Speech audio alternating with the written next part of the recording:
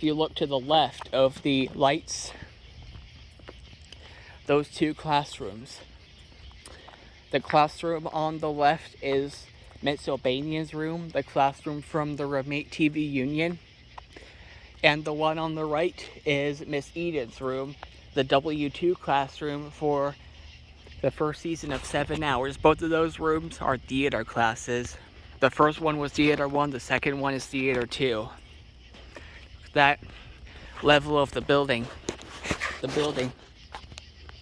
all sources of 1980s.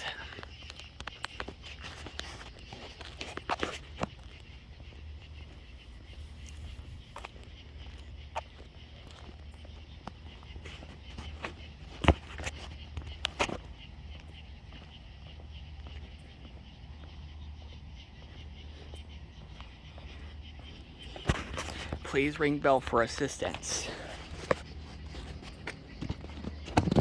And there's a big fan from the gymnasiums, and it's on. Those are the 3 theater classes of the theater zone. This one on the left is the homeroom class for the Roommate TV Union and the first season of 7 Hours. Again, I don't know if I'm gonna have that room for the second season, or will I have a different room? Probably a different room, but let's see on the teaser for the second season of 7 Hours. So that's a dual classroom. The one on the left is Miss Eden's room from W2, the first season of 7 Hours. And the one on the right is Miss Albanian's room, as seen on the Roommate TV Union, both seasons of the Roommate TV Union. Is that?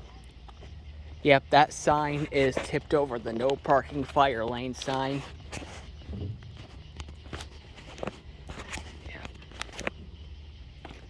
It's rare that you see this on Studying War. The top of the building, which is a band room.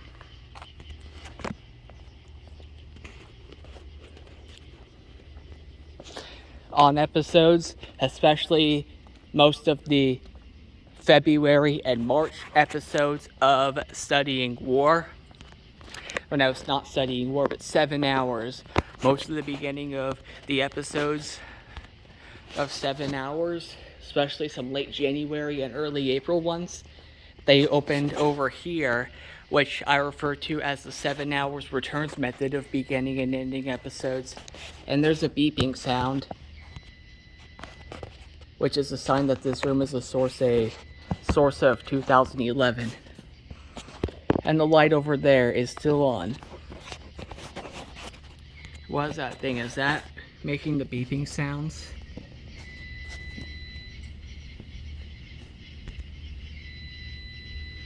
I don't know what that says. This beeping sound means that something is giving off a source of 1980s.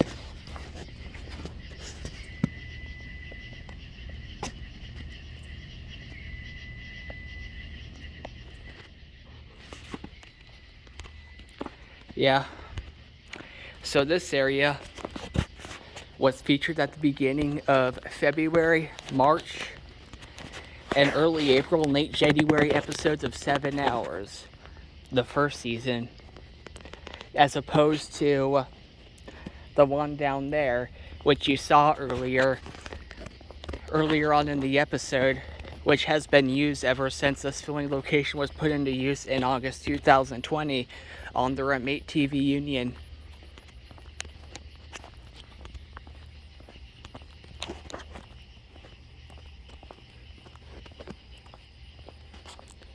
Again, many of the sources of 2011 that are featured here are going to be eliminated by Sherlock Ventures. So this area over here was featured at the beginning of most episodes of 7 Hours Returns, which aired last year in June, which I said earlier.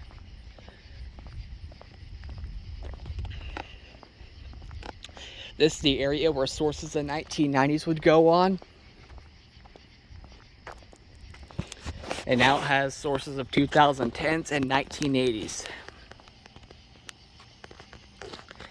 There is the stadium If you remember watching the May 31st episode of 7 Hours, which was the penultimate episode of the first season, then I was over here along with my buddy. Not my buddy, but one of the staff of the 7 Hours filming location.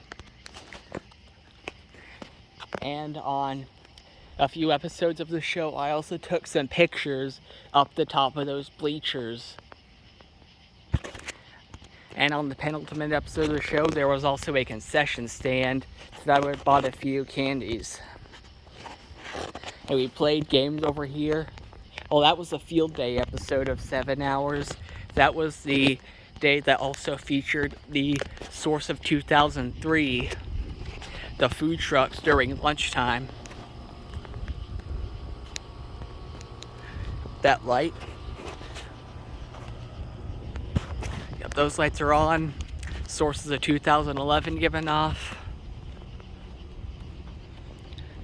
And on most episodes of 7 Hours Returns, I would walk this way, those doors would be open, and I would go up the stairs and leading into the girls' gym, which was served. Like I said earlier on this show, this episode, the girls' gym was used as a bulk for most 7 Hours Returns episodes, well, pretty much all of them.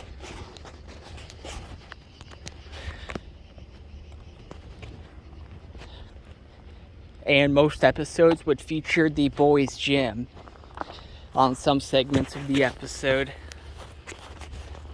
This is the area where Sources of 1990s would take place back when the show was still on the air, and now it's a source of 1980s and 2011. Speaking of 2011, I'm going to embrace the experience of being at the 2011 Epicenter for the last time, that it has top sources of 2011.